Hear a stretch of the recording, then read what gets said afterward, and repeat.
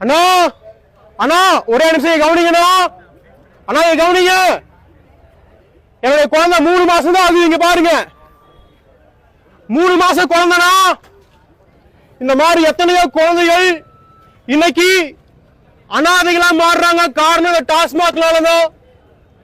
இன்னைக்கு என்ன சொல்றாங்க அப்படின்னா 2 வயசு 3 வயசுல எத்தனையோ குழந்தைகள் அனாதைகளா மாறுறாங்களாமா. காரணம் அப்பா குடிச்சு இறந்துடுறாரு.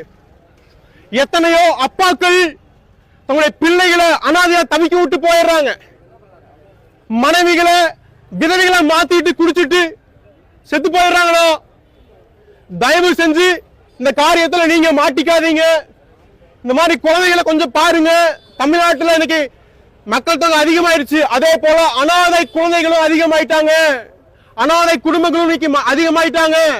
நீங்க எல்லாம் எவ்வளவு கஷ்டப்பட்டு சம்பாதிக்கிறீங்க. அந்த கஷ்டப்பட்டு சம்பாதிக்கிற காசை கொண்டு வந்து கொடுத்து உங்களையும் உங்க குடும்பத்தையும் உங்க பிள்ளைகளுடைய வாழ்க்கையும் கெடுத்துறாதீங்க தயவு செஞ்சு. இந்த வழியா குடும்பத்தோட போயிட்டு இருந்தேன். இத்தனை பேரை பார்த்துட்டு கண்டும் காணாம போக முடியல. காரணம் சர்ச்சிலிருந்து வரோம். தயவு செஞ்சு நாங்க சர்ச்சு உங்க எல்லாத்துக்காகவும் பிரேயர் பண்றோம். மனம் திரும்புங்க. இந்த மாதிரியான பாவத்திலிருந்து இயேசு கிறிஸ்துவால் விடுதலை கொடுக்க முடியும். நானும் அப்படிதான் இருந்தேன்.